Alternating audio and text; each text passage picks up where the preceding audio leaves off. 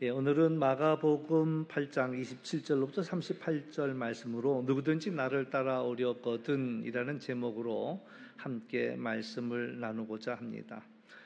예수님이 제자들과 빌립보, 가이사랴 여러 마을을 지나가면서 길에서 제자들에게 묻습니다. 사람들이 나를 누구라 하느냐? 그러니까 제자들이 대답하기를 세례 요한이라고도 합니다. 또 엘리야라고도 합니다. 또 선지자 중에 한 사람이라고도 합니다. 이렇게 대답을 하죠.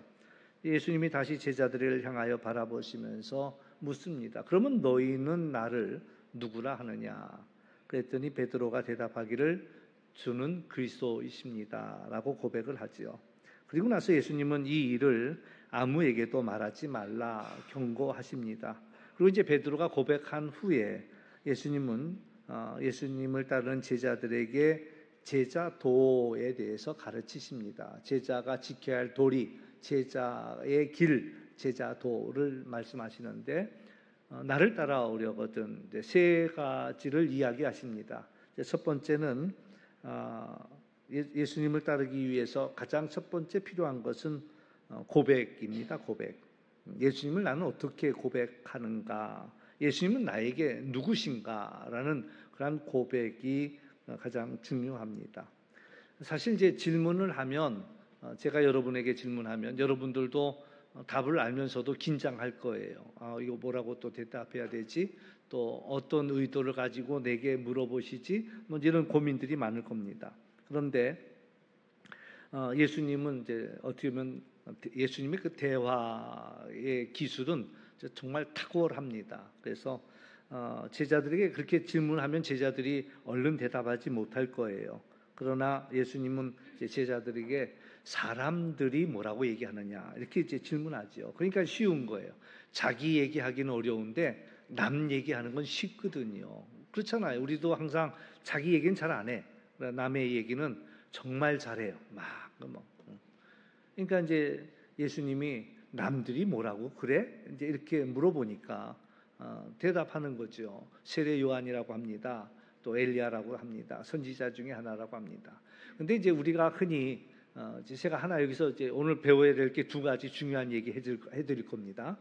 이제 대화를 나눌 때 상대방의 마음을 알기 위해서는 네 마음이 뭐야? 이렇게 물어보면은 절대 얘기 안 합니다. 근데 어떻게 얘기를 해야 되냐면 남들이 뭐라고 그래? 이렇게 물어보면 돼요. 그러면 자기 얘기를 남들 얘기처럼 해. 자기 속에 있는 얘기를 남이 하는 얘기처럼 다 해. 그러니까 남이 하는 얘기지만 사실은 자기가 하고 싶은 얘기야. 그러니까 다음에 물어볼 때 어떻게 물어보라고요? 남들이 뭐라고 그래? 이렇게 물어보시라고. 그러면 이제 그 얘기가 자기가 하고 싶은 얘기야. 그러니까 이제 예수님이 제자들에게 묻지요. 남들이 뭐라고 그래? 그랬더니 세례 요한이라고 합니다. 그 세례 요한이라는 이는 당시에 모든 사람의 화두에 올랐던 사람입니다. 그 이스라엘이 어려움 속에 놓여 있을 때 누가 우리를 구원할 거냐라는 질문 속에 대부분 많은 사람들이 저 세례 요한이 우리를 구원할 자 아니겠느냐라는 생각을 가지고 있었단 말이죠.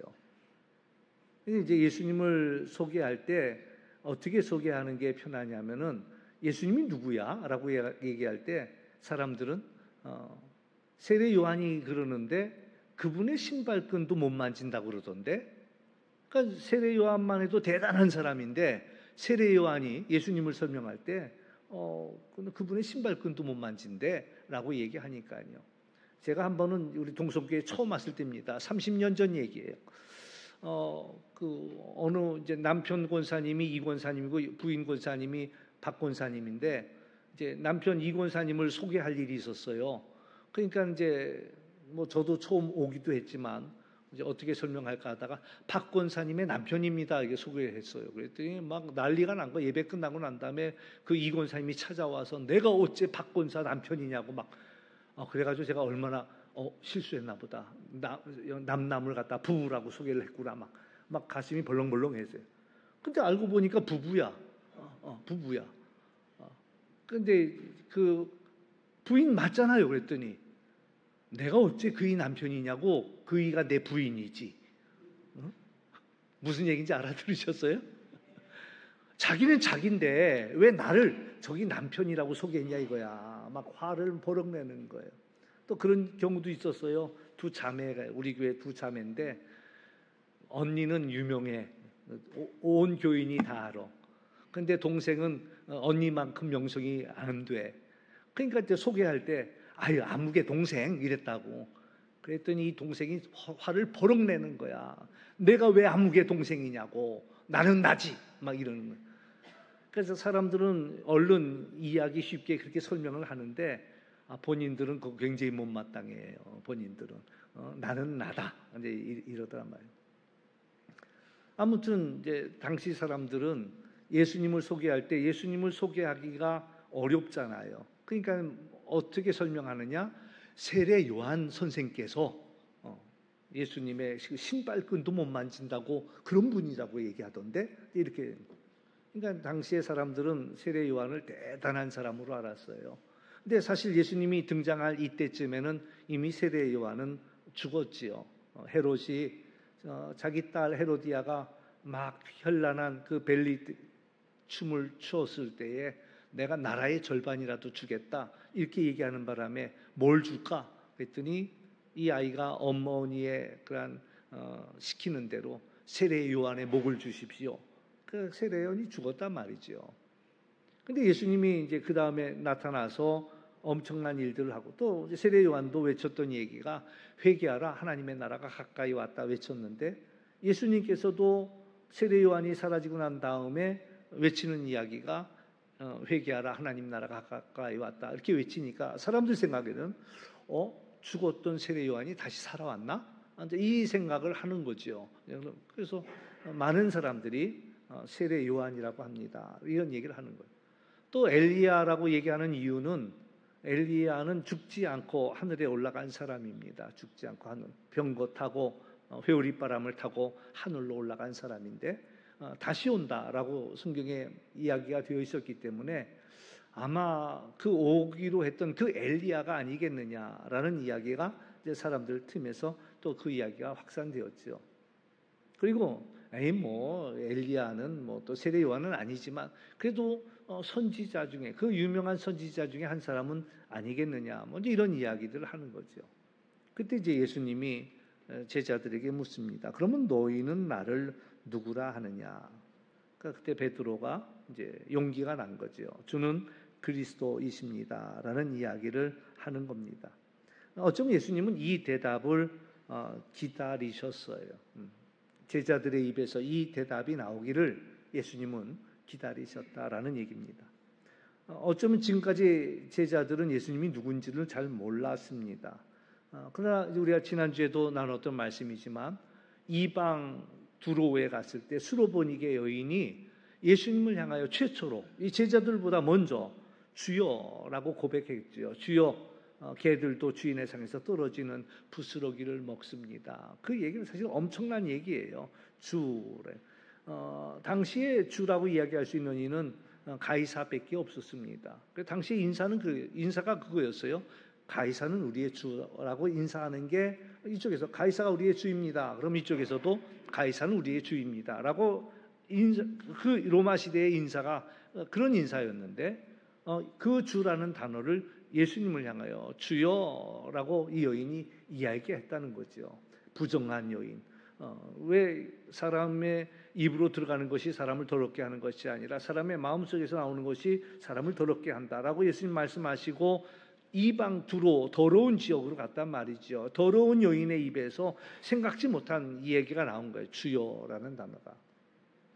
정말 예수님 돌아오는 길에 잘 듣지 못하고 말 못하는 이가 있었는데 예수님이 그에 고쳐주지요. 그가 말하고 그가 들었단 말이죠. 그거는 이사야가 했던 이야기야. 메시아가 오면은 듣지 못하는 이가 듣게 되고 보지 못하는 이가 보게 되고 말하지 못하는 이가 말하게 되고 앉은 뱅이가 걷게 되고 뛰게 되고 이런 이야기를 해주었는데 바로 그 모든 정황들이 바로 예수님은 오기로 했던 메시아 그리스도라는 이야기를 막 하고 나온 그 이야기들이 터져 나오는 거죠. 그 참에 이제 제자 베드로의 입에서 주는 그리스도십니다라는 예수님이 기다렸던 그 이야기가 드디어 나왔다라는 이야기입니다. 어쩌면 예수님은 일부러 빌립보 가이사랴로 갔습니다. 그러니까 빌립보 가이사랴는 일단 헤롯이 가이사를 위하여서 헌정한 도시입니다. 그러니까 이제 자기들의 충성도를 드러내기 위해서 도시를 만들어 놓고 그 도시를 그 황제에게 바치거든요. 그 황제에게 바쳐진 도시 이름이 가이사르예요. 근데 이제 빌립보가 바쳤다 해서 빌립보 가이사르가 돼 버리는데, 그러니까 황제의 도시입니다. 뭐 지금도 마찬가지예요. 시로 승격하기 위해서는 그냥 되는 게 아니에요. 인원도 그 시민 숫자도 있어야 되는 거고, 그 밖에 제반 시설이 시가 갖추어야 할, 뭐 예를 들어 종합운동장도 있어야 되고, 음악당도 있어야 되고, 또 뭐 도서관은 몇 개 이상이 돼야 되고, 이런 것들이 다 갖추어져야지 시로 승격할 수 있거든요. 아무나 내가 시 하겠다고 해서 시가 되는 게 아니란 말이죠.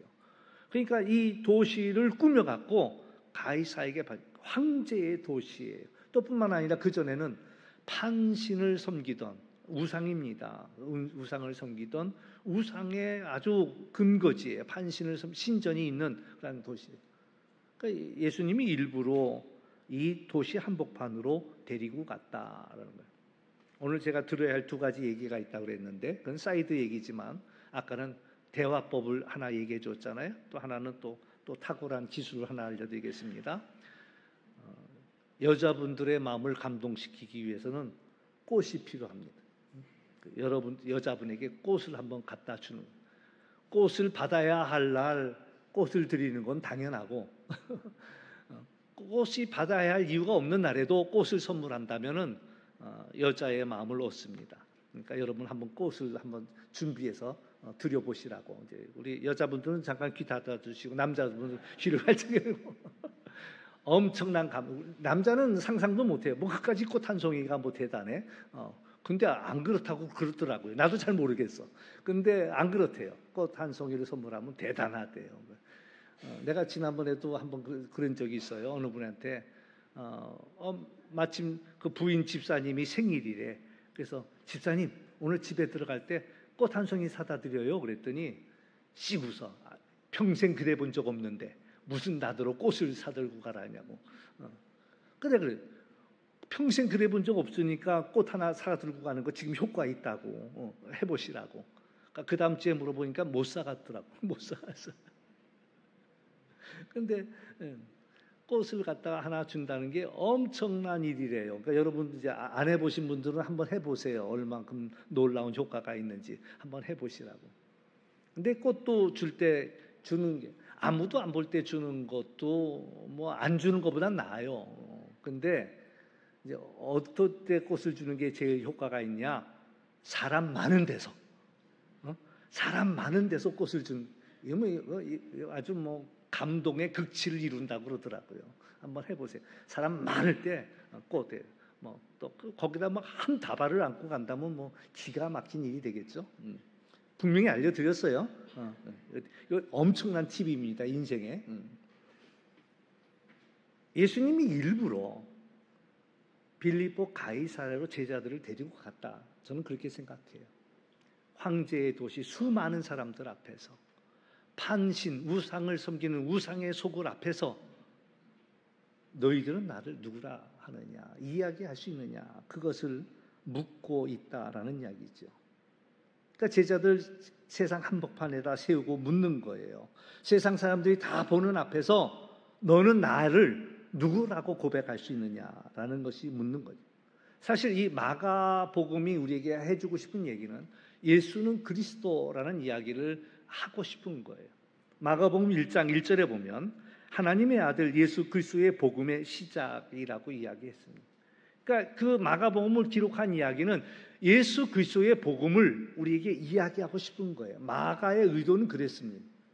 그러나 예수가 그리스도라는 것을 한동안은 감춘 거예요. 드러내지 않은 거예요.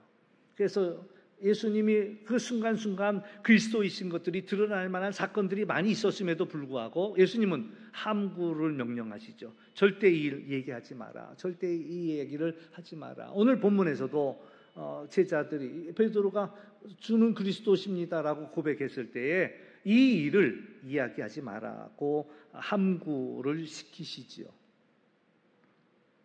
그러면서 이제 제자들에게 그러나 너희들은 이제 알아야 될 게 있다라고 제자들에게 비로소 말씀하시는 거예요. 나를 따라오려거든. 내가 온 것은 오늘 우리는 예수님 이야기를 받을 준비가 되어 있나 모르겠습니다. 내가 이제 내 얘기를 해야 되겠다. 이제 아이들이 어느 정도 성장했을 때 부모가 이제 아이들을 앉혀놓고 이제 여지껏 못한 얘기를 내가 들려줘야 되겠다. 이제 이야기하듯이 예수님은 제자들을 불러놓고 이제 내가 온 것은 이야기하시는 거예요. 인자가 많은 고난을 받고 장로들과 대제사장과 서기관들의 버림을 받고 죽임을 당하고 사흘 만에 살아나야 할 것에 대해서 비로소 처음 이제 이 베드로가 이 주는 그리스도십니다라는 고백을 했을 때에 비로소 처음 말씀하시는 거예요. 그러니까 예수님이 오신 것은 고난을 받기 위해서 그리고 버림을 받고 죽음을 당하기 위해서 오셨다라는 거죠. 우리의 죄를 대속하기 위해 오셨습니다. 그러니까 그전에는 제자들조차 예수님의 하시려는 그 일을 받을 준비가 돼 있지 않았던 거예요. 그러니까 여지껏 얘기하지 않았던 말씀이지요. 이처럼 예수님의 길은 우리가 예수님을 따라간다는 것은 쉬운 일이 아니다라는 거예요. 근데 예수님을 따르기 위해서 첫 번째는 이 세상 한복판에서 예수님은 나의 구주가 되십니다라는 것을 선포할 수 있겠느냐라는 이야기죠. 오늘 본문 38절에 보면 누구든지 이 음란하고 죄 많은 세대에서 나와 내 말을 부끄러워하면 인자도 아버지의 영광으로 거룩한 천사들과 함께 올 때에 그 사람을 부끄러워하리라 이렇게 말씀합니다. 오래전에 그런 얘기가 있었어요. 오래전 얘기인데 산골 두메 산골에서 아들을 서울로 유학을 보낸 거죠. 그래 공부 잘했으니까 서울대 명문대를 다녔다고 그래요.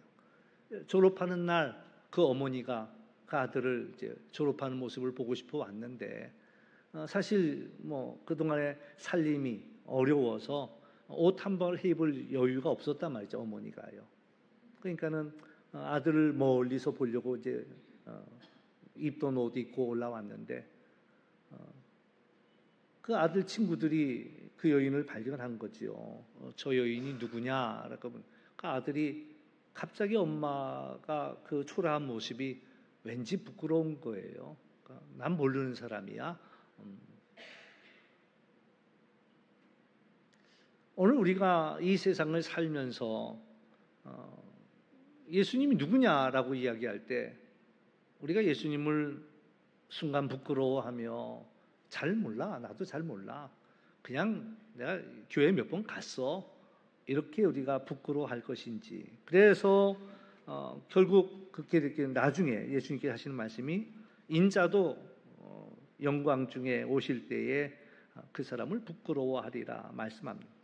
우리가 이제 코로나 시국을 지나면서 세상은 교회를 조롱합니다. 정말 우리나라 근대사를 보면 기독교의 영향력은 어마어마합니다. 이 나라의 어떤 운명을 바꿔놓은 것이 기독교가 한 일들이지요. 결코 적지 않은 영향력을 끼쳤습니다. 그러나 이 코로나 시국을 지나면서 세상은 교회에 대해서 반목하고 그리고 조롱하고 있습니다. 물론 교회도 실수한 바는 없잖아 있지요. 그러나 그럼에도 불구하고 이 사회가 바라보는 그러한 차가운 시선은 참 절대 곱지 않다라는 얘기입니다. 우리 자신을 돌아보면서 질문할 필요가 있지요. 나는 예수와 복음을 부끄러워하고 있는가라는 얘기예요. 어쩌면 우리가 지금 처해 있는 이 상황들은 우리가 마지막 하나님 나라 본향을 향하여 갈 때에 마지막 건너야 할 강일는지 모르겠습니다. 하나님 나라에 갈 때 그냥 편하게 가는 게 아니고요. 강을 하나 건너야 됩니다. 이스라엘 백성들이 애굽에서 나올 때 홍해를 건너서 나와 광야길을 걸었고 마지막 적과 꿀이 흐르는 약속의 땅을 들어가기 위해서는 요단강을 한 번 더 건너야 되겠거든요. 그와 마찬가지로 우리가 이 땅을 살고 하나님 나라에 이르기 전에는 하나의 강을 더 건너죠. 우리가 뭐 요단강, 그 요단강을 한 번 더 건너야 되는데 여기서 진짜와 가짜 믿음이 드러난다라는 이야기입니다. 우리가 예수님을 영접하는 순간 다 하나님 나라 바로 갈 수 있으면 참 좋겠지만 그 본향에 들어가는 그 마지막에는 어떤 환란이라는 그런 필터를 통해서 진짜와 가짜가 구별되는, 그래서 그 세상 한복판에서 우리는 어떻게 예수님을 고백할 수 있을까라는 것들을 생각해 보는 거지요. 이 세상 한복판에서 주님을 드러내는 것을 우리가 부끄러워한다면 하나님 아버지 앞에 설 때 하나님께서도 우리를 부끄러워하겠다라고 말씀하십니다. 그러므로 우리가 예수님을 따르려고 할 때 우리는 분명한 고백이 있어야 합니다. 너는 나를 누구라 하느냐라고 할 때 세상 한복판에서 주님은 나의 그리스도십니다라고 우리는 담대히 고백할 수 있어야 한다라는 이야기죠. 또 두 번째, 예수님을 따르기 위해서는 자기를 부인해야 한다라는 얘기입니다. 자기를 부인한다, 그 반대의 말은 자기 확신, 내가 확신하는 게, 물론 확신은 우리 신앙생활에 많은 유익을 줍니다. 긍정적인 역할을 합니다.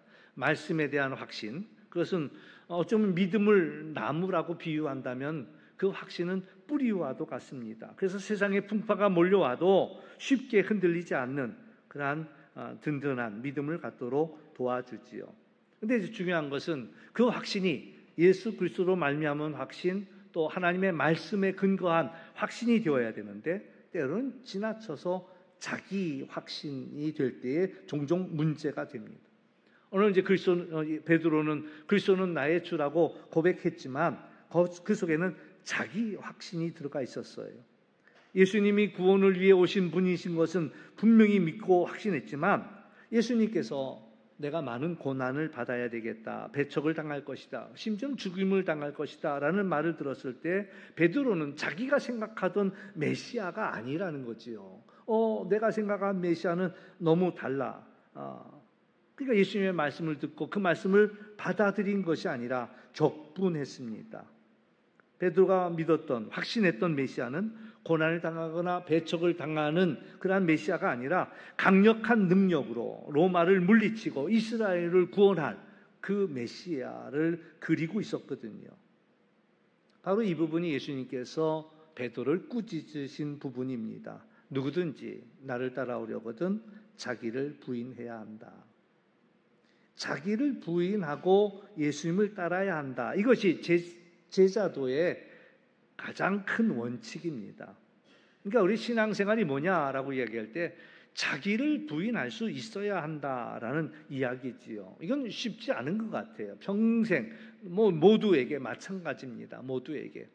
어쩌면 예수님도 끝까지 씨름했던 부분 아니겠는가 이런 생각이 드는데 아무튼 우리 모두에게는 끝까지 내가 생각했던 내 확신, 내 경험, 내 지식 이런 것들을 내려놓을 수 있어야 한다라는 그런 이야기죠.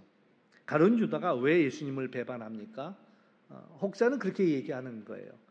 예수님이 자꾸 엉뚱한 얘기를 하시니까 죽으러 간다는 얘기를 하시니까 가룟 유다 생각에는 그럼 예수님을 궁지로 몰아야 되겠다는 거지요. 궁지로 몰다 보면은 이제 속에 감추어뒀던 그 능력을 마치 이제 우리 나라 옛날에 암행어사처럼 말이에요.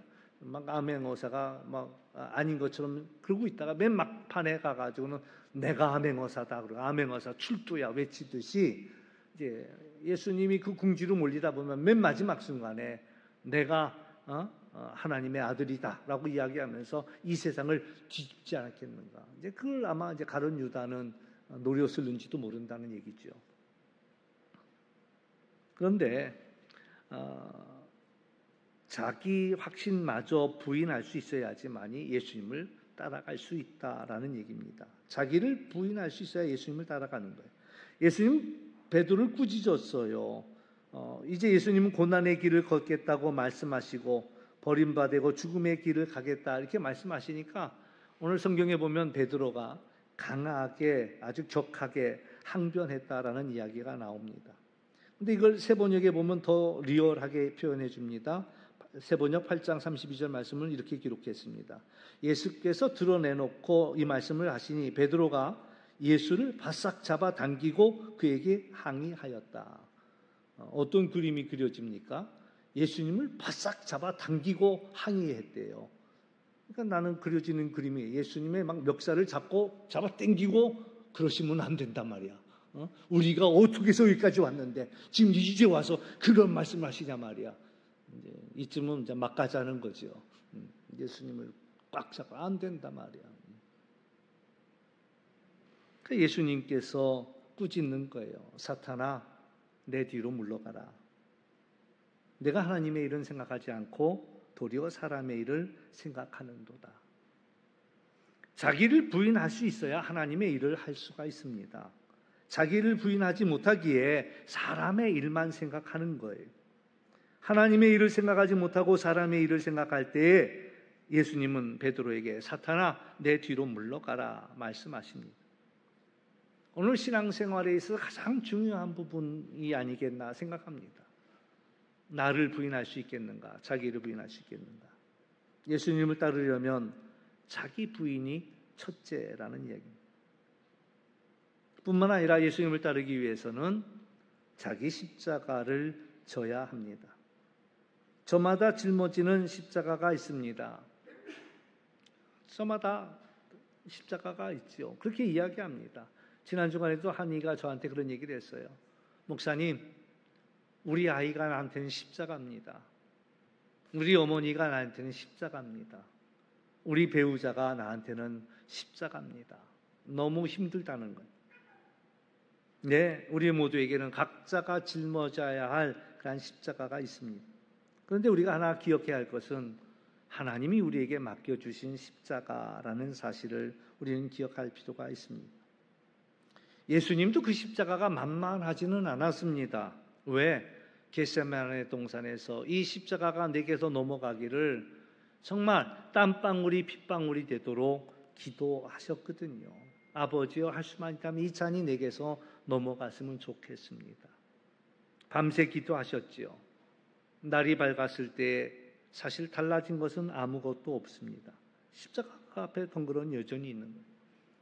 그런데 한 가지 달라진 것이 있다면 예수님 마음속에 십자가를 질 마음이 생겼다라는 이야기죠. 그러나 그럼에도 불구하고 십자가는 만만치는 않았습니다.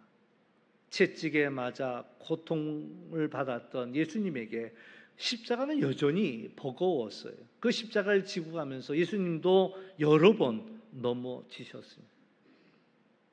그런데 하나님께서는 구레네 시몬을 보내주셔서 그가 짊어질 수 있게, 대신 질 수 있게도 도와주셨고, 결국 예수님은 그 십자가를 가지고 갈보리산까지 오르셔서 십자가 위에서 그 사명을 다 이루었다 말씀하신 그 사명을 감당했다라는 이야기입니다.